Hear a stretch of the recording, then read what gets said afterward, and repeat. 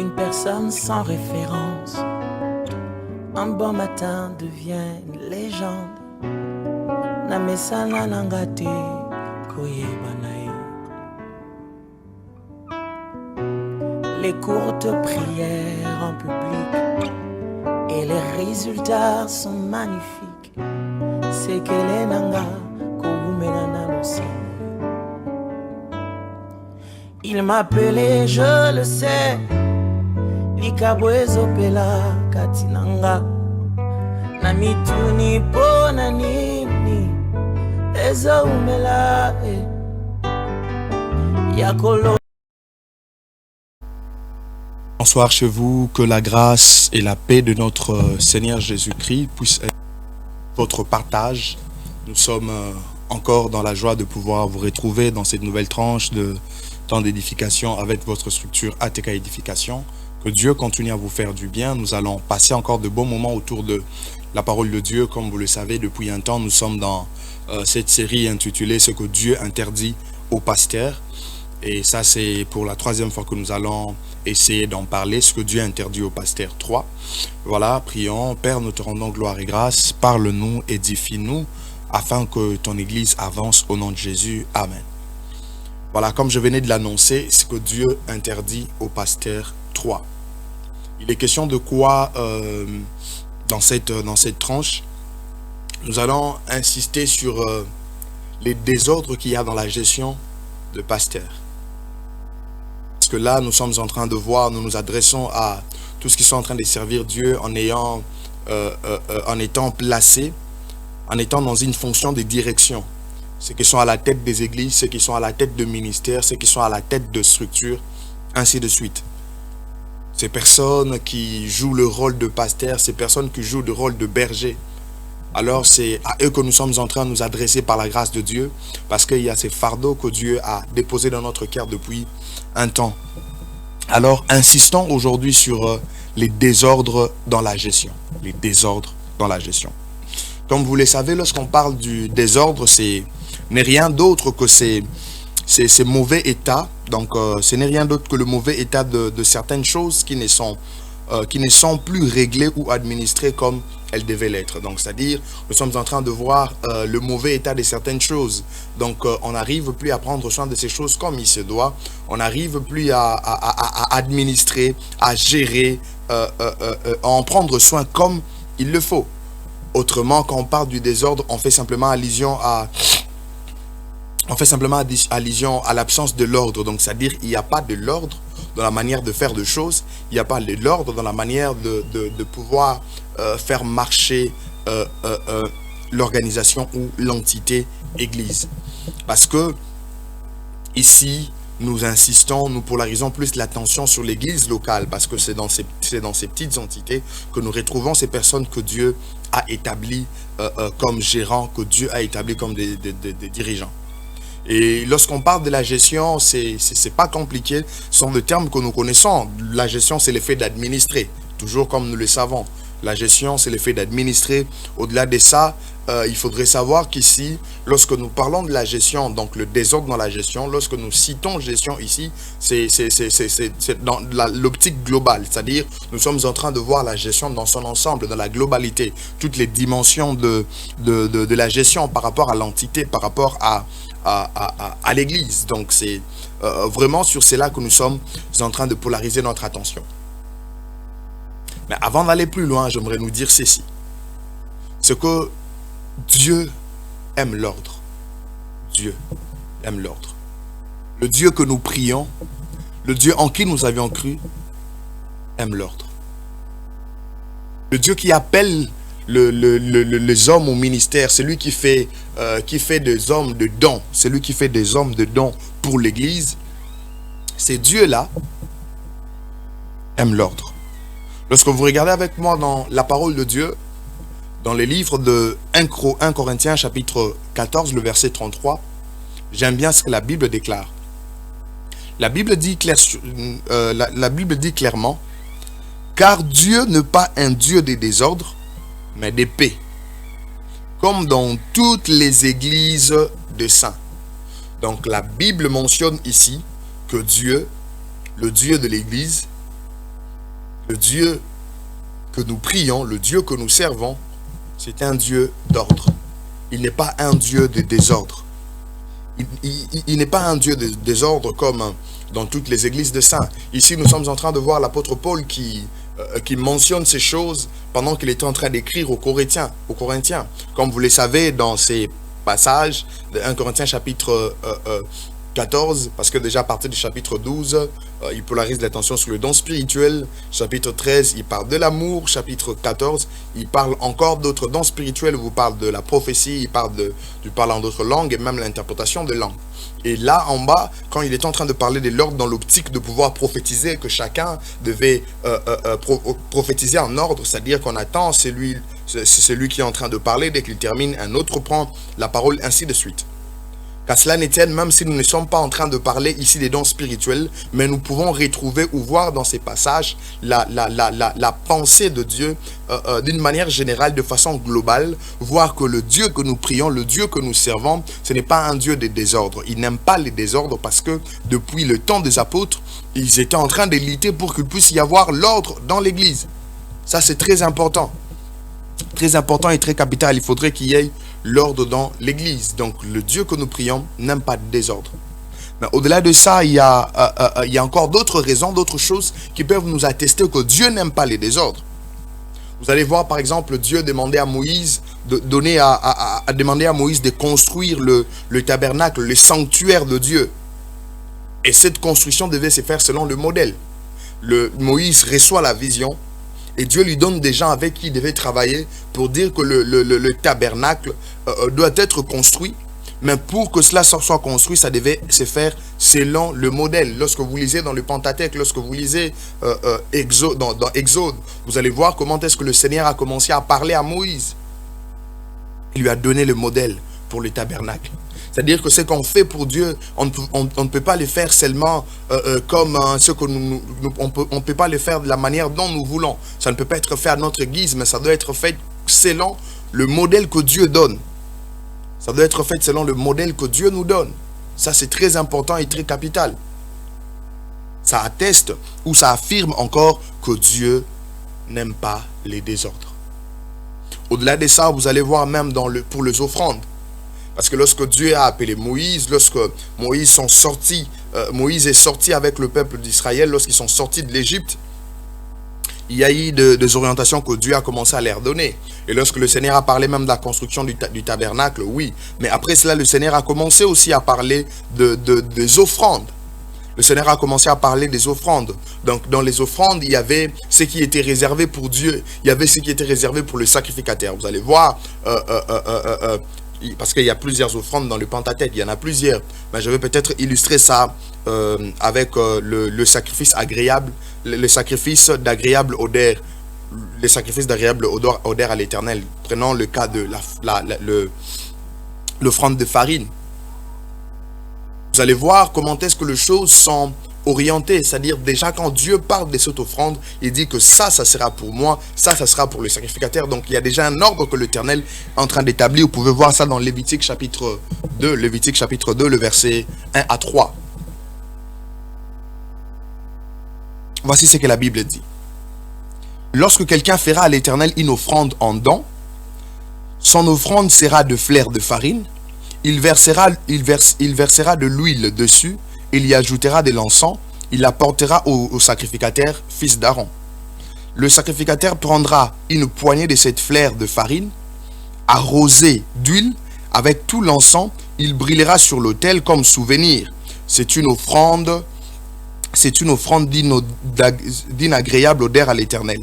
Ce qui restera de l'offrande sera pour Aaron et pour ses fils. Vous voyez?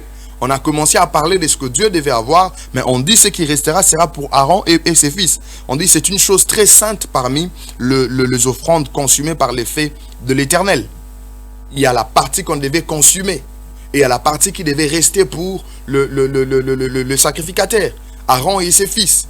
Vous voyez l'ordre déjà dans les tabernacles. L'ordre dans la manière d'offrir à Dieu, Donc il y avait déjà ces précisions que le Seigneur était en train de donner, que Dieu était en train de donner à Moïse, de manière à ce qu'il y ait l'ordre dans les tabernacles, de manière à ce qu'il y ait l'ordre dans la demeure de Dieu. Donc notre Dieu n'aime pas le désordre, notre Dieu aime plutôt l'ordre. Alors nous sommes en train de dire que Dieu interdit aux pasteurs le désordre dans la gestion. Pourquoi nous venons avec ces messages? C'est simplement parce qu'aujourd'hui, vous pouvez constater le désordre dans plusieurs églises. En commençant par notre pays, en commençant par notre ville et ailleurs. Nous ne disons pas toutes les églises, mais il y a certaines dans lesquelles on peut retrouver le désordre. Et à ceux qui se sentent concernés, c'est ceux-là pour qui je viens m'adresser de la part de Dieu. Aujourd'hui, vous pouvez constater ces désordres dans la gestion de pasteurs dans plusieurs façons. Vous pouvez vous rendre compte que dans la plupart, dans certaines églises, les églises sont conduites sans texte. Il n'y a pas de texte pour la conduite de l'église. Il n'y a pas un statut, il n'y a pas un document de la doctrine de base, il n'y a pas un manuel de procédure. Vous allez dire, mais homme de Dieu, qu'est-ce que vous êtes en train de citer? Est-ce que ces choses-là, on les retrouve dans la Bible? J'aimerais vous dire que ça fait partie de l'ordre. Vous ne pouvez pas avoir une organisation et une organisation qui fonctionne sans texte. Même lorsque Dieu a commencé à utiliser Moïse pour le peuple d'Israël, lorsqu'ils sont sortis de l'Égypte, tels qu'ils étaient là en train de marcher pour aller jusqu'à Canaan, ils avaient une ligne directrice, ils avaient des orientations bien précises. Ils avaient des textes de loi que l'Éternel avait donnés. Mais aujourd'hui, vous retrouverez des églises qui sont conduites comme ça. Il n'y a pas un texte, il n'y a pas un statut, il n'y a pas un document qui essaye de récapituler la doctrine de base. Vous avez plusieurs fonctions, vous avez plusieurs personnes qui sont en train de travailler, mais il n'y a pas un manuel de procédure administrative et financière. Il n'y en a pas. Comment est-ce que vous voulez qu'il y ait l'ordre dans une telle église? Ça sont des choses que l'Éternel est en train d'interdire. C'est-à-dire, comme Dieu interdit les désordres, nous, les hommes de Dieu, oui, le pasteur, doivent veiller maintenant sur ces choses de manière à ce que les éléments qui peuvent apporter du désordre puissent être éloignés ou écartés, de manière à ce que de bases qui seront placées puissent nous permettre de vivre ou de travailler, faire l'œuvre de Dieu dans l'ordre. Vous allez voir dans des églises, il y a plusieurs départements. Mais il n'y a pas un job description, il n'y a pas une orientation sur la tâche de chaque personne. Un tel, tu diriges tel département, voici comment tu dois le faire. Tu dois le faire comme ça, comme ça, comme ça. Regarde là où tu as le pouvoir d'agir. Ta prise de décision commence ici et là. Il n'y en a pas, c'est tout un désordre. Ce qui fait que chacun fait des choses comme il le pense. Et ça apporte du désordre dans l'église et Dieu n'en est pas content. Dieu n'est pas d'accord avec ça. Cher homme de Dieu, je suis venu nous dire que Dieu a besoin de l'ordre dans l'église. Nous devons savoir qui fait quoi. Nous devons savoir qui est chargé de X tâches. Et cela permettra même à celui qui est en train de diriger, de mieux diriger. S'il n'y a pas cette répartition des tâches, c'est très compliqué. Très compliqué parce que quand vous regardez, même dans les temples, dans l'ancienne alliance, alors qu'il y avait les Lévites, il y avait l'ordre établi sur la manière de pouvoir faire les choses. Quand vous allez même chez les chantres, ils entraient par classe. Les Lévites entraient, ils étaient en train de servir par classe. Ils étaient en train de faire des choses en suivant une certaine structure qui est bien établie. Mais ces choses, parfois, on ne le voit plus on ne le voit plus dans d'autres églises. Je ne dis pas que nous devons le refaire textuellement comme ça a été dans l'ancienne alliance. Non, non. Mais je suis juste en train de nous donner des pistes pour dire que nous avons besoin de l'ordre dans l'église. Nous en avons besoin. Vous remarquerez dans l'église aujourd'hui avec le pasteur, avec les hommes de Dieu, il n'y a pas le respect de la hiérarchie.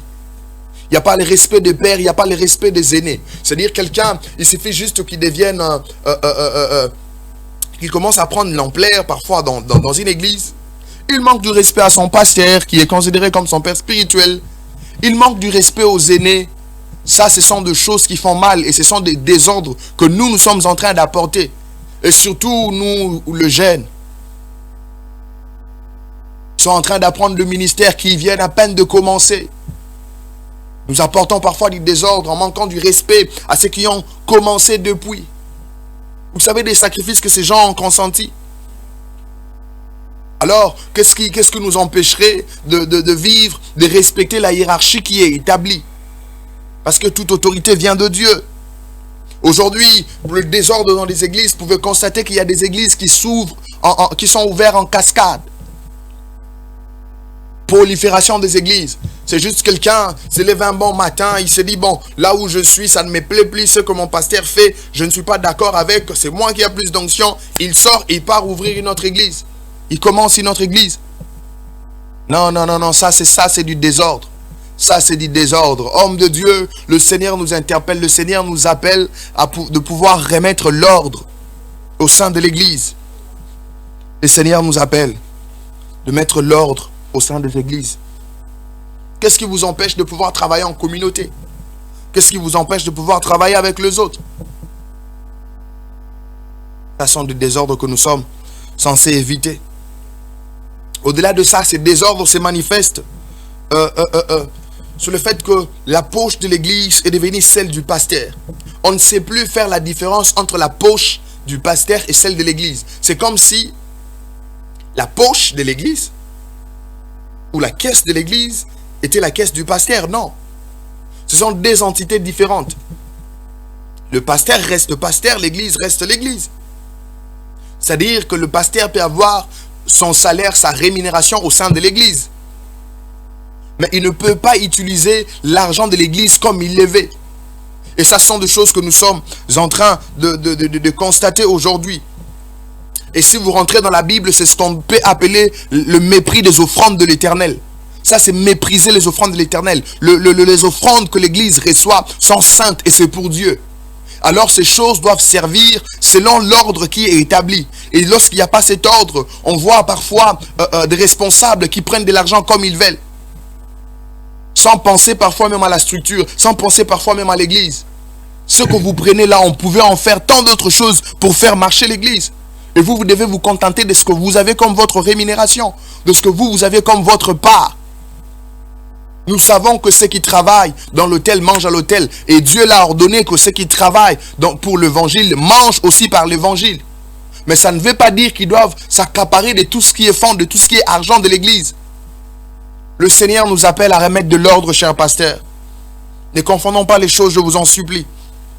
Ne méprisez pas les offrandes de l'Éternel. Parce que nous savons que la principale ressource de l'église sur le plan financier, c'est les offrandes.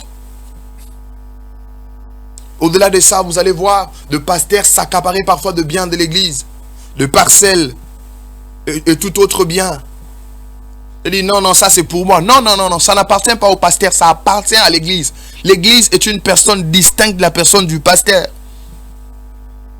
L'église est une personne morale, alors que le pasteur est une personne physique. La parcelle de l'église n'est pas celle du pasteur. Non, non, non, non, non. À moins que l'église se décide d'acheter une parcelle pour son pasteur. Là, c'est la parcelle du pasteur. Ne confondons pas les choses, hommes de Dieu. Instruments et autres, ce sont des choses qui appartiennent à l'église. Lorsque vous commencez à prendre ces choses comme si ça vous appartenait à vous, ça devient un problème et c'est un désordre dans la gestion. Le Seigneur nous appelle à renoncer, à laisser ces genres de choses. Au-delà de ça, vous allez voir des pasteurs, des hommes de Dieu qui couchent avec des femmes d'autrui. Ce n'est pas parce que vous êtes pasteur, ce n'est pas parce que toutes ces personnes sont sous votre responsabilité spirituelle que vous devez faire avec eux ce que vous voulez. Non, non, non, non, non. Ça, c'est du désordre. Le pasteur doit avoir sa femme et être avec sa femme.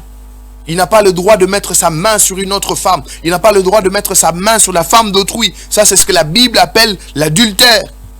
Et c'est apporter du désordre. Le pasteur doit travailler, doit diriger l'église, mais tout en respectant les limites et les bornes établies. Parce que l'église est une personne distincte de la personne du pasteur. J'aimerais dire au pasteur que Dieu est contre les désordres dans la gestion. Dieu est contre notre mauvaise façon de faire. Dieu est contre notre mauvaise façon de diriger. Et il nous appelle à la repentance. Il nous appelle à la repentance, au renoncement de ces choses. Parce que si nous ne les faisons pas, il y a des conséquences néfastes. Si nous ne les faisons pas, il y a des conséquences néfastes. Car à cause du désordre et de l'immoralité, Ophni et Phiné, dans les livres de 1 Samuel, ont été punis. Ils ont écopé même la mort. Il y a des conséquences néfastes si nous ne laissons pas les désordres. Le Seigneur nous appelle à l'ordre. Alors, le pasteur, les responsables des églises, de ministères, nous sommes censés restaurer l'ordre au sein de l'église, au sein de nos structures. Que Dieu vous bénisse.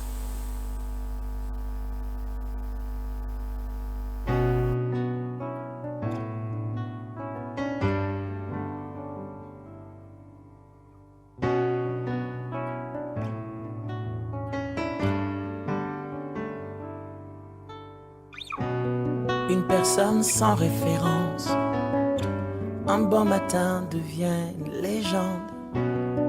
Namesana nangate koyebanae. Les courtes prières en public et les résultats sont magnifiques. C'est que les nanga koumenana l'océan. Il m'appelait, je le sais. Likabwezo pela katinanga na mituni pona nini ezo umela yakolo